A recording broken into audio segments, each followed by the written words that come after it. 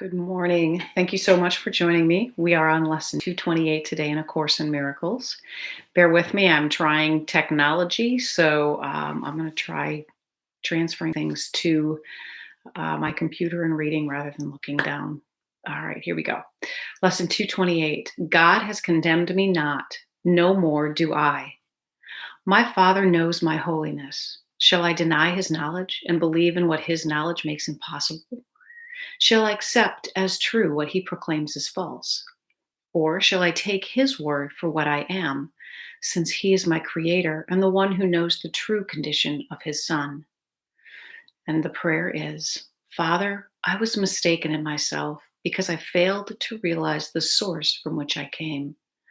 I have not left the source to enter in a body and to die. My holiness remains a part of me as I am a part of you, and my mistakes about myself are dreams.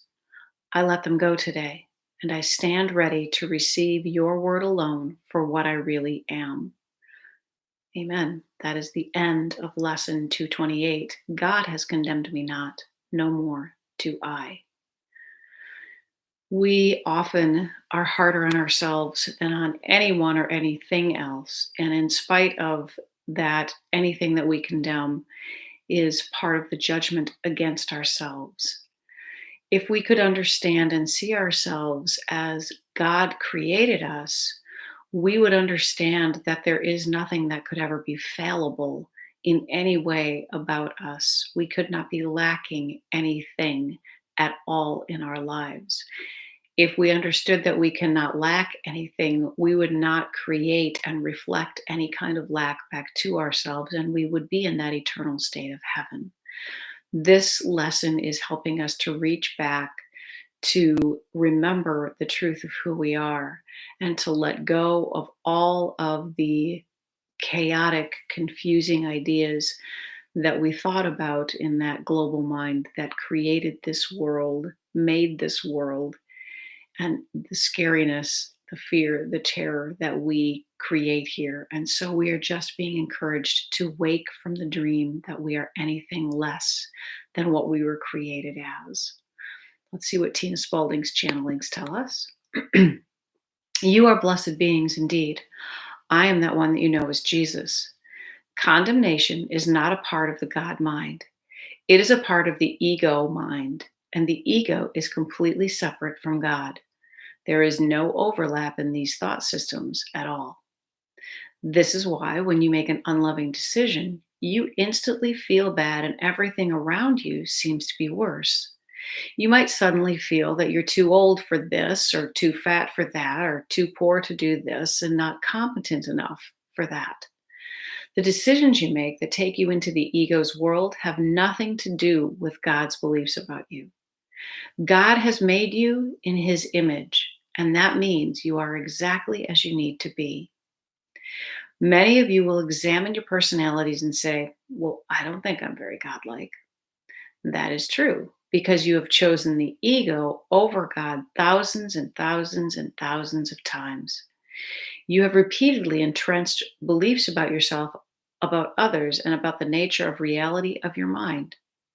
This program we are engaged in together here is taking you out of the deep pit of despair or fear, where you've taken yourself by siding with the ego's fearful thought system.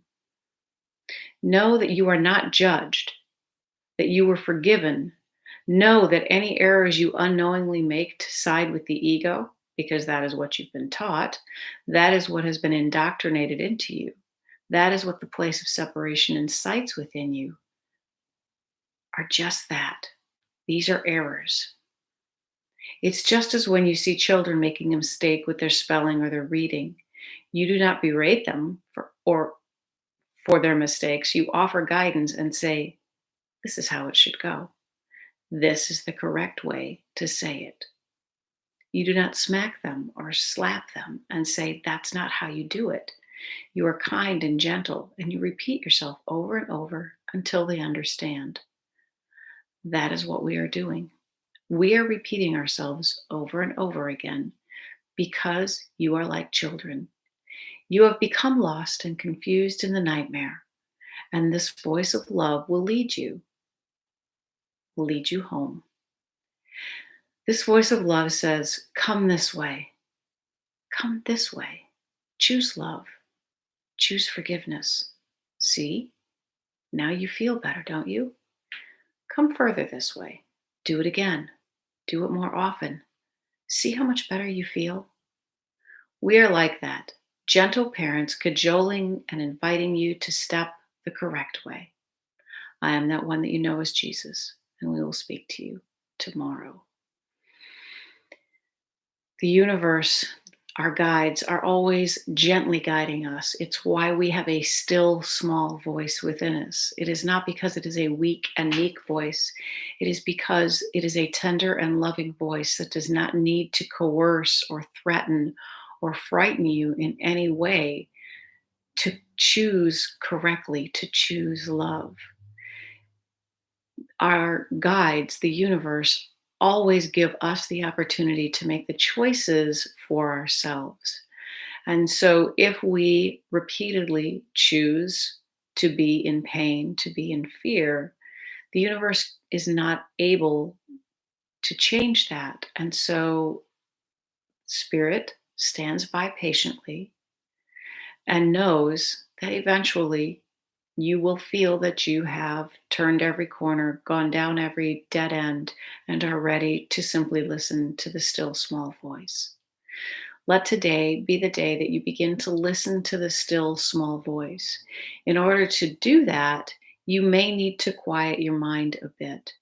If you have a reactive thought, pause and know that it is likely not your guidance. Your guidance may be direct, but it will be calm. It will not give you fears. Even if you are being told to leave a dangerous situation, it will be a very easy, simple command of leave, turn around, go this way. It will not give you the what if scenarios. Love doesn't need to ask what if. Love just is. Choose love today. Choose to no longer condemn yourself today. And then you will begin to align more effectively, more easily, and more fully with your God self.